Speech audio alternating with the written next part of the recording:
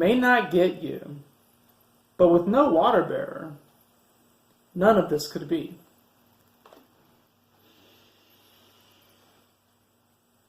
Yahoo! Welcome, my beautiful brothers and sisters, to the Aquarian Adepts, my platform to become your spiritual server. And you couldn't already guess by the haiku.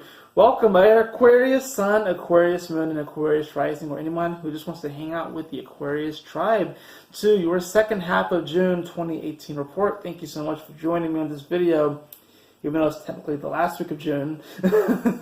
But if you've been watching any of the other videos in this little series, I haven't been talking about transits. I've been talking about Avatar: The Last Airbender, the kids show. Yes, I have been thinking of the zodiac in the terms of a metaphor using Avatar: The Last Airbender, where I essentially believe that we have the ability to bend all of the elements. Literally.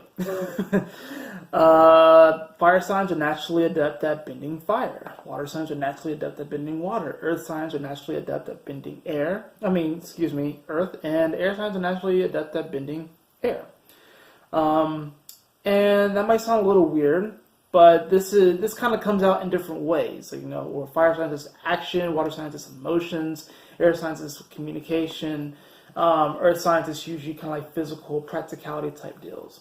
But we actually do have the ability to bend these elements. And the superpowers that you see in these movies where people can control fire and water and have superhuman strength and can do like the banshee screams and all that stuff is actually true when we are awakening up to this power, but we have been told to believe that it's supposed to be fantasy and fiction when that's far from the truth. It's actually very much so real.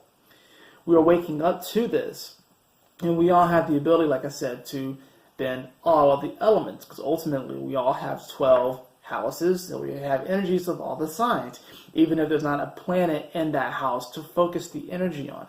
I will make further videos on this, kind of fleshing it out, and how, even if you may say, like for me, I don't have Cancer energy besides my South Node being there, how to really channel that energy or how to bend energy through that house based off of the transits that are happening and how to really work with it, and just wherever planets lie in your chart. Aquarius, what do you represent? You represent the chakra behind the air element.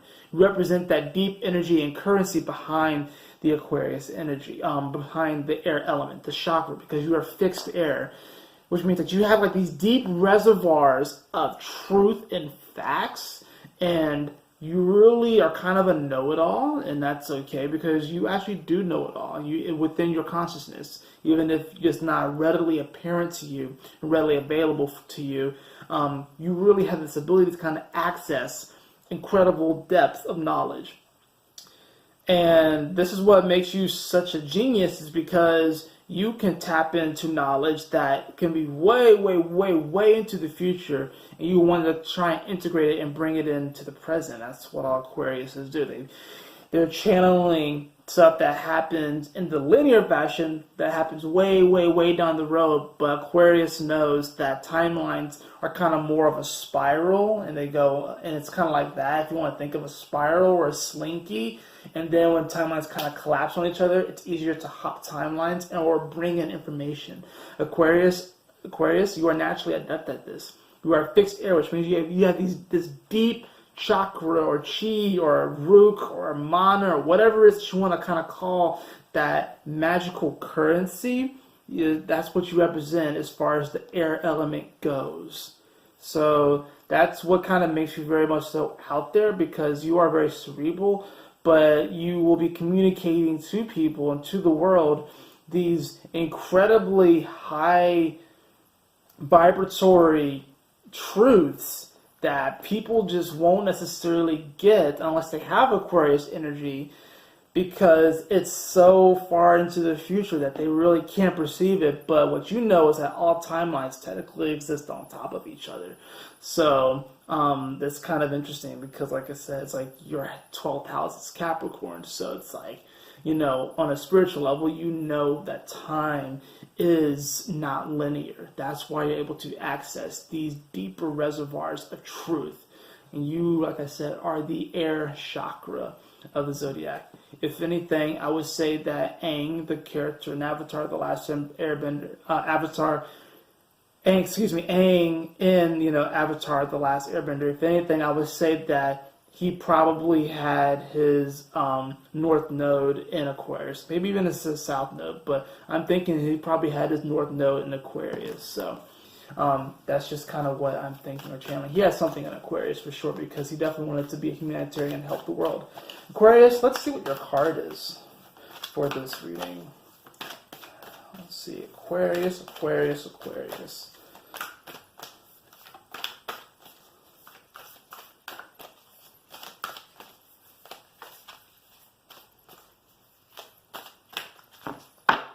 Aquarius, we have choosing your path.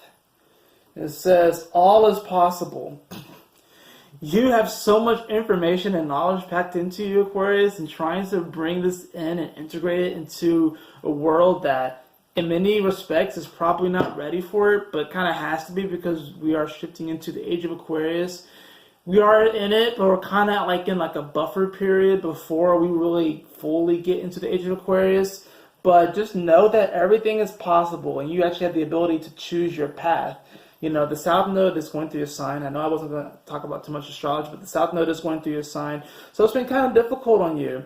But this is also kind of freeing up karma for you, so you can actually have the ability to just choose your own path and just do whatever you want. And so you can really communicate this these deeper truths that you're channeling from the future, but you're also channeling from the now, because the future is now. The past is now. The present is now. It all is happening simultaneously. So choose wisely, and remember to listen to your heart. Don't be super, super, super cerebral, but also know that you have these deep reservoirs of truth and knowledge in this air energy, to where when you choose this path, you begin to communicate your truth and your value and this purpose into the world. It's really going to make you kind of undeniable, because we are in the age of Aquarius, so people are really going to be coming to you, Aquarius, asking for what's going on and what's up. We may not get you, but with no water bearer, none of this could be.